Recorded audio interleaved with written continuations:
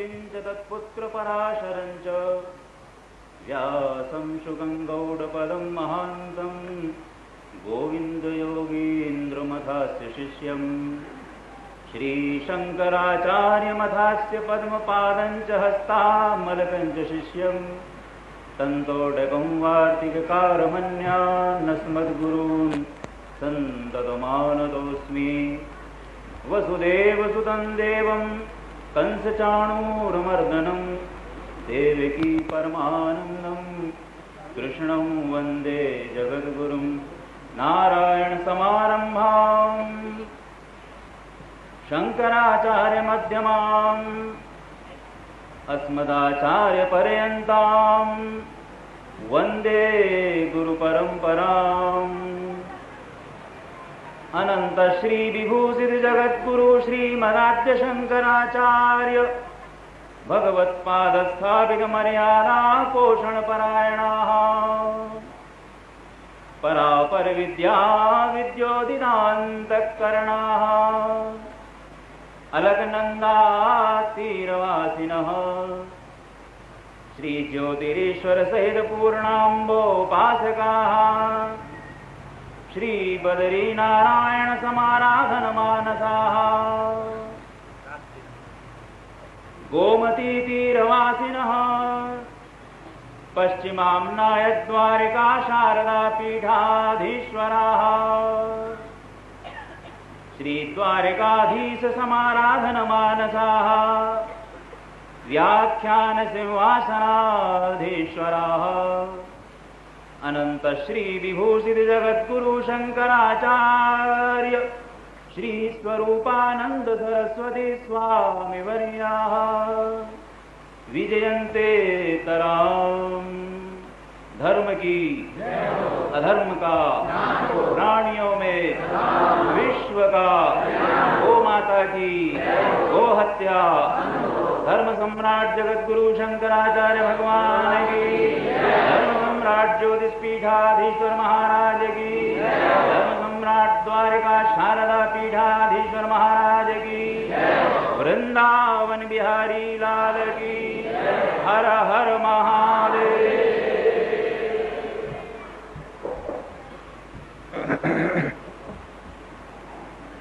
ओम करणशतसवर्णं कर्णघूर्णद्विरेफा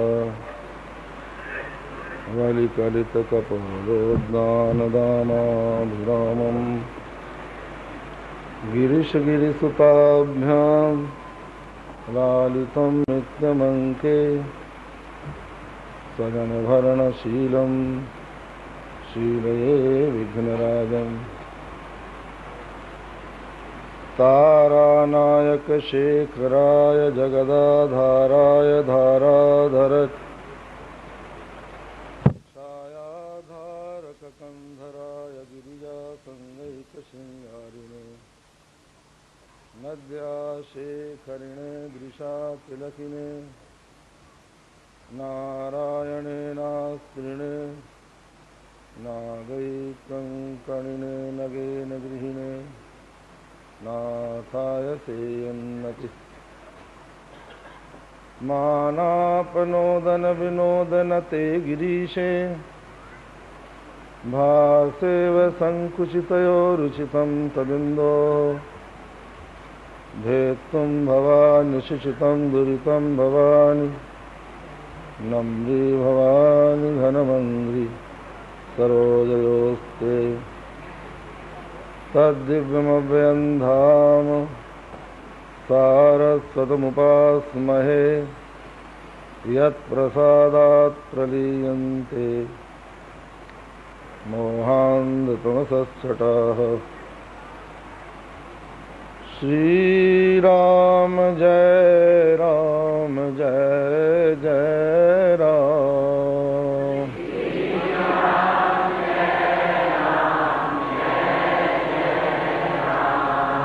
श्रीराम जय राम जय जय राम।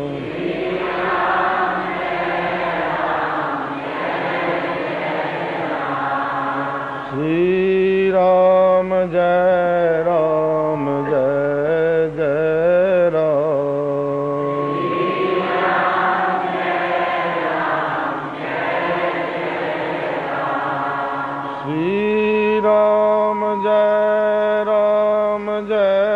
जय राम।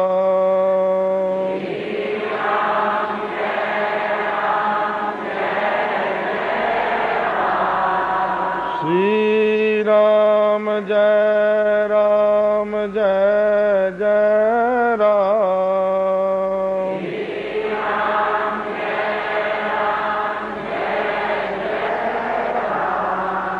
श्री राम जय राम जय जय राम।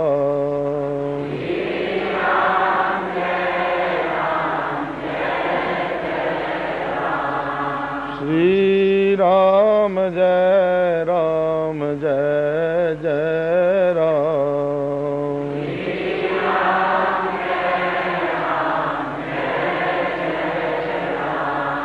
श्री राम जय राम जय जय राम।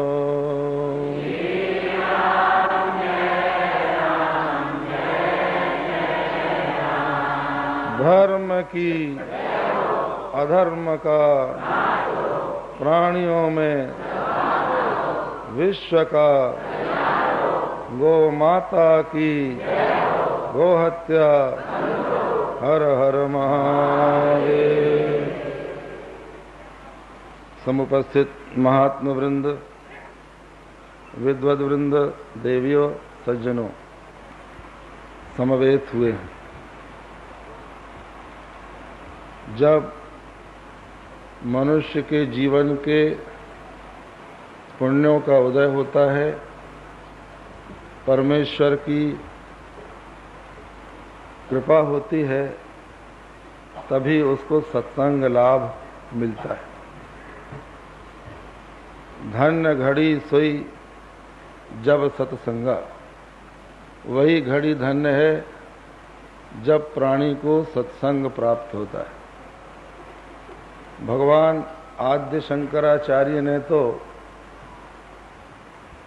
यहाँ तक कह दिया, क्षणमपि सज्जन संगति रेखा भवति भवार्णव तरणे नौका।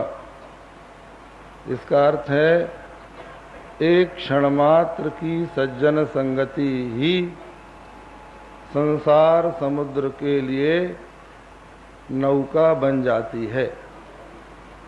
प्रश्न ये आता है, कुछ काल जब सत्संग करे तो प्राणी के ऊपर प्रभाव पड़ता है, उसमें परिवर्तन आता है, यह तो समझ में आती है बात।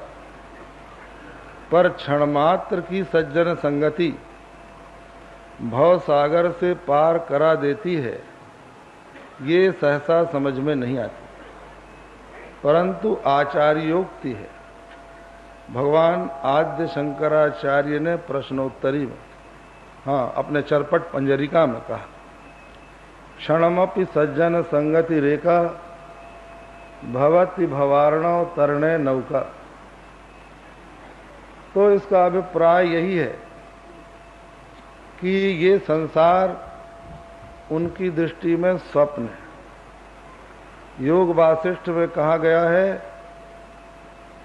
दीर्घ स्वप्न मिमम विद्धि दीर्घम वा चित्त विभ्रमः। हे राम, यह विश्व प्रपंच दीर्घ स्वप्न है या दीर्घ चित्त का विभ्रम है। तो स्वप्न चाहे कितना ही लंबा हो, क्षण भर में ही दूर होता है।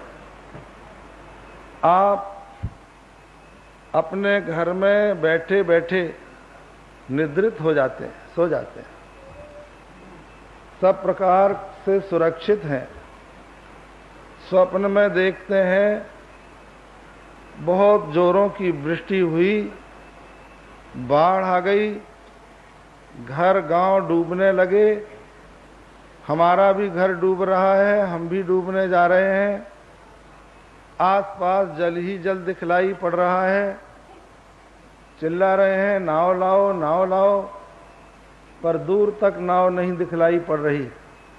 लगता है अब तो संसार छूटा, अब तो प्राण गए। उसी समय आकर कोई कहता है उठो, और नींद खुल जाती है। हम देखते हैं हम आराम से बिस्तर पर सोए हुए हैं, बाढ़ का कोई यहाँ पर प्रभाव नहीं है। तो एक क्षण में जैसे वो बाढ़ का दुख दूर हो गया। और एक दृष्टांत तो गोस्वामी तुलसीदास जी ने स्वयं दिया है। उन्होंने कहा जैसे कोई स्वप्न में हमारा सिर काट ले। हम स्वप्न देख रहे हैं, हमारा सिर कट गया, मर गए, लोग हमारे लिए रो रहे हैं, अर्थी में चढ़ाकर स्मशान ले गए, चिता में रखकर आग लगा दी, हम समझ रहे हैं मर गए, और बगल में किसी ने बैठे बैठे एक धक्का दिया और नींद खुली, हम देखते हैं सही सलामत। तो जैसे क्षण भर में सिर कटने का दुख दूर हो गया, उसी प्रकार जो महापुरुष हैं उनके संपर्क से जब प्राणी को आत्मा के स्वरूप का बोध होता है, क्षण भर में इस संसार सागर से वो पार हो जाता है। तो ये ऐसी भूमि है वृंदावन भूमि, जिसमें बड़े बड़े रसिक और तत्वदर्शी लोगों ने तपस्या की है। यहाँ का कण कण उनके संस्कारों से संस्कृत। यहाँ न जाने कितने भक्तों ने श्री वृषभानुनंदिनी राधा रानी के चरण कमलों का चिंतन किया है। श्री राशेश्वर के साथ उनके विहार की लीला का अनुसंधान किया है, और न जाने कितने तत्वदर्शियों ने यहाँ पर बैठकर तत्व विचार किया है। ऐसी पवित्र भूमि वृंदावन धाम, जिसका महात्म्य आपने पूर्व वक्ताओं से सुना, उसमें ये अमृत महोत्सव मनाया जा रहा। पिछली बार फाल्गुन में जब हम यहाँ आए थे, स्वामी जी से भेंट हुई, इनके मुख से निकला कि अब ये शरीर 75 वर्ष का हुआ।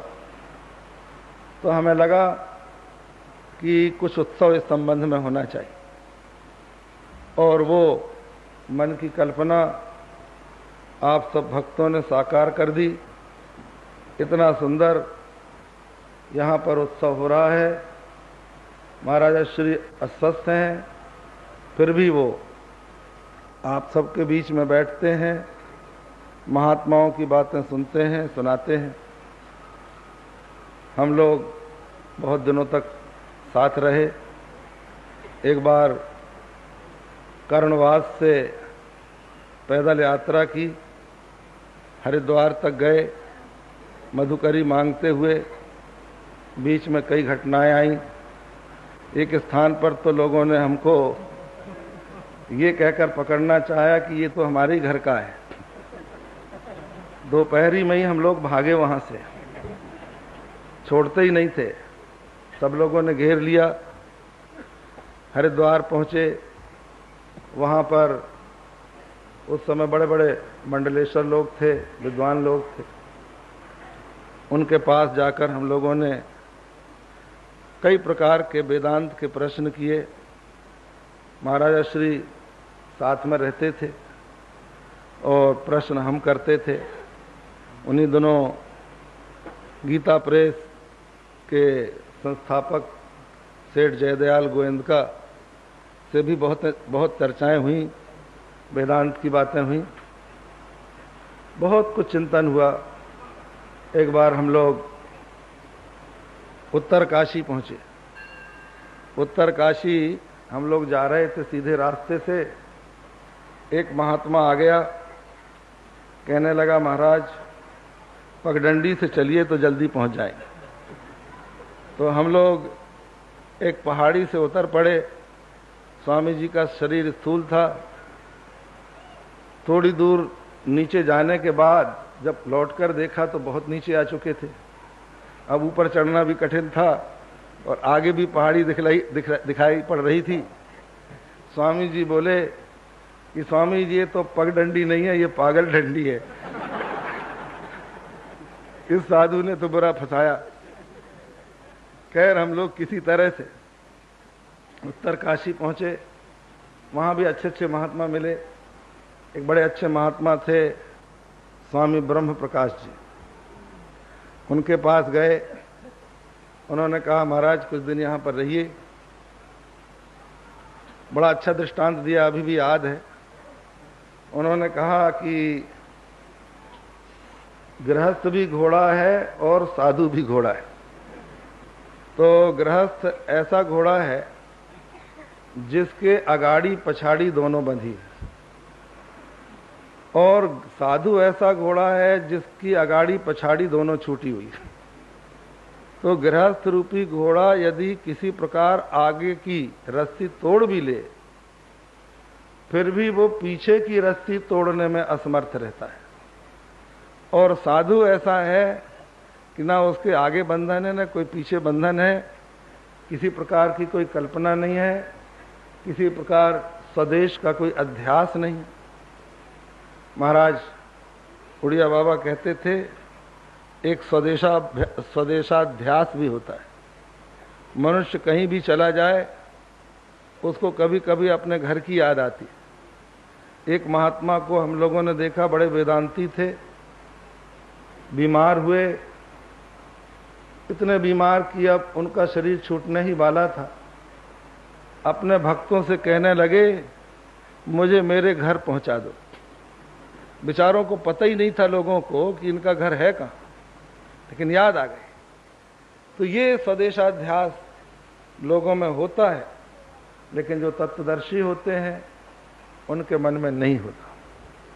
तो महाराजा श्री के साथ हम लोगों की अनेकों यात्राएं हुई, अनेकों प्रकार के विचार चले, और हम जो इनसे प्रभावित हुए वो इनके विचारों के कारण। बहुत सुंदर, बहुत ही सूक्ष्म रीति से ये भक्ति की भी बात करते हैं, समझाते हैं, समझते हैं, और वेदांत की भी। वेदांत का जो अजातवाद है, तस्माद् न जायते किंचित, कुछ भी उत्पन्न नहीं हुआ। मांडू के उपनिषद के प्रवचन के समय इनसे बहुत बार सुना। महाराज श्री उड़िया बाबा भी अजातवाद की ही चर्चा करते थे। वे तो उसके नीचे सोचते ही नहीं थे। उनका तो ये कहना था कि दृष्टि सृष्टिवाद ही सिद्धांत, एक जीववाद। एको द्रष्टासि सर्वस्य मुक्त प्रायोसि सर्वदा, अयमेव हि ते बंधः द्रष्टारम पश्यसीतरम। तू एक ही समस्त प्रपंच का दृश्य का दृष्टा है, मुक्त प्राय है।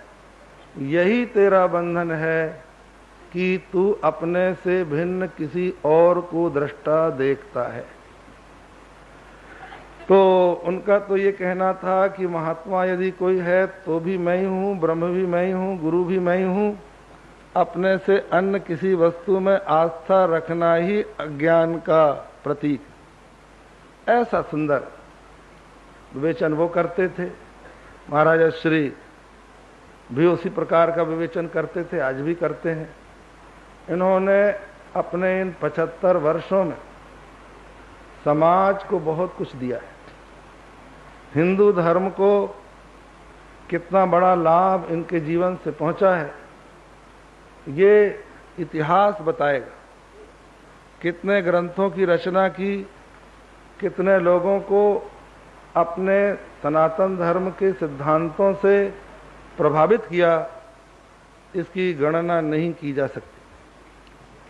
और बहुत ही सुंदर रीति से अपने यशस्वी जीवन के 75 वर्ष इन्होंने पूरे किए और बहुत कुछ करके दिखलाया। आज आपने सुना कि धर्म के संबंध में कई प्रकार की भ्रांतियां फैल गई हैं। लोग कहते हैं धर्म तो लड़ाई झगड़े की चीज, धर्म के कारण परस्पर वैमनस्य बढ़ता है, हिंसा होती है, इसलिए ये स्टंटे कोई खत्म करो। कुछ लोग कहते हैं अध्यात्म के चिंतन से लोगों के मन में इतनी अंतर्मुखता आ जाती है कि वे लोग इस लोक के संबंध में कुछ नहीं सोचते, और इस लोक के संबंध में जब सोचते नहीं तो देश की भौतिक क्षेत्र में उन्नति में बाधा पड़ती है। और कुछ लोग तो कहते हैं देश की जो स्वतंत्रता आई उसका कारण हमारे दार्शनिकों की परलोक परता थी, परंतु ये दोनों ही बातें गलत हैं। आज कुछ ऐसे समुदाय ने जिनको हम पंथ कह सकते हैं, मजहब कह सकते हैं, मत कह सकते हैं, उन्होंने अपने पंथ को अपने किसी सामूहिक स्वार्थ का साधन बना लिया है और वे उसके लिए उसका उपयोग करते हैं। तो ये धर्म का दोष नहीं है, ये उस समुदाय का, उसके पीछे जो स्वार्थी लोग हैं उनका दोष। वस्तुतः धर्म मनुष्य के चरित्र को, विचारों को उन्नत बनाता है, उत्कृष्ट बनाता है और राग द्वेष को समाप्त कर देता है, वैमनस्य को समाप्त कर देता है। और उसी धर्म का जो सार तत्व है, जिसको हम लोग अद्वैत दर्शन कहते हैं, तत्व ज्ञान कहते हैं, उसमें तो विजुगुप्सा के लिए, घृणा के लिए कोई स्थान ही नहीं।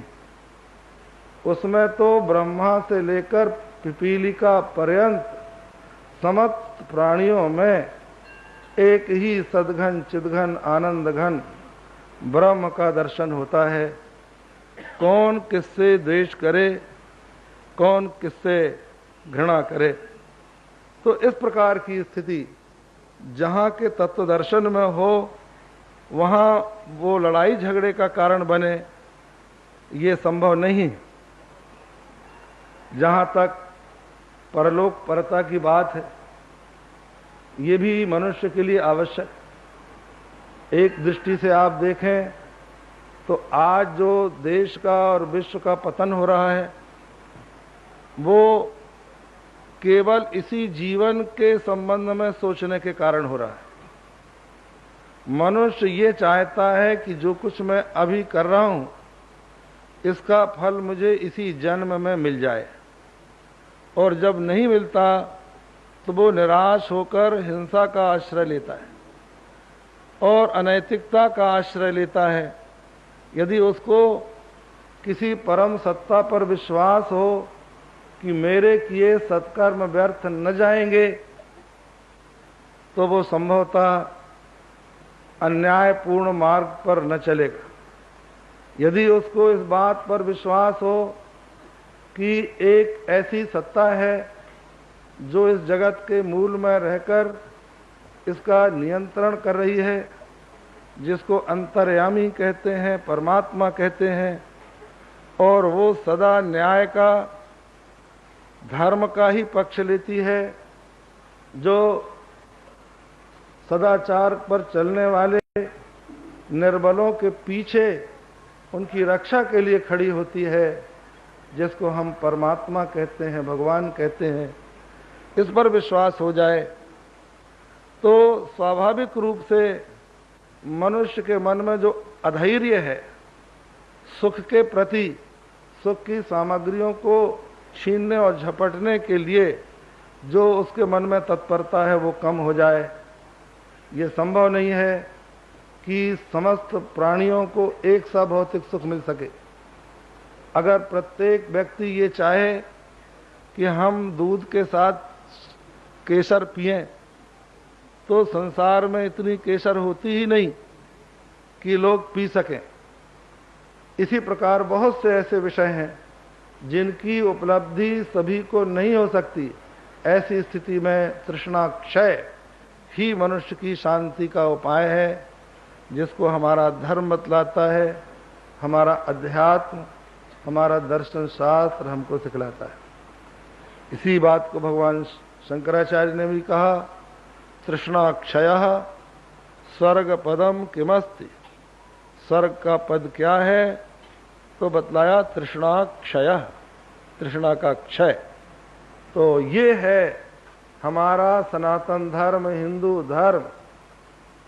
आज जब कोई हिंदू धर्म की बात कहता है तो उसको उसी रूप में ग्रहण करना चाहिए कि ये एक ऐसा विशाल धर्म है, एक ऐसी विचारधारा है, ऐसी एक पवित्र जीवन प्रणाली है जो अत्यंत उदार है और जिसको मानने वाले समाज के बीच में सभी प्रकार के विश्वास के लोग अपने अपने विश्वास और आस्था के अनुसार ईश्वर की आराधना करते रहें।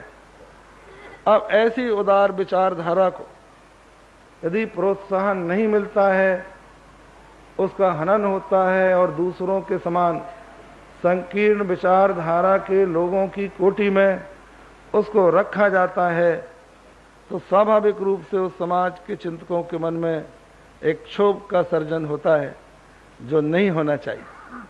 तो इन सब दृष्टियों से महाराजा श्री ने अपने विचारों के द्वारा उस महान हिंदू संस्कृति सभ्यता का, विचारधारा का पोषण किया है और कर रहे हैं, जिसकी आज के देश को और विश्व को नितांत आवश्यकता है।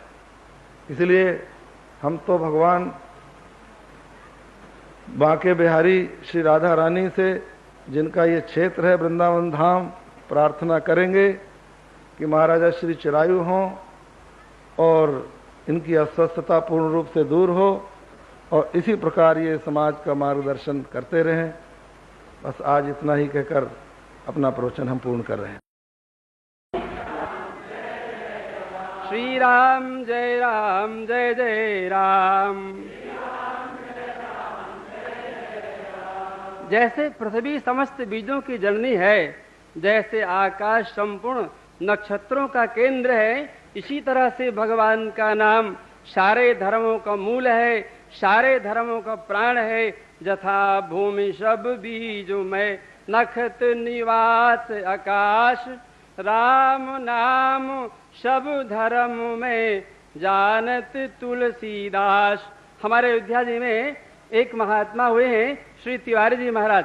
वे कभी कनक भवन में जाते नहीं थे। वो लोग बोले, महाराज आप क्यों नहीं जाते?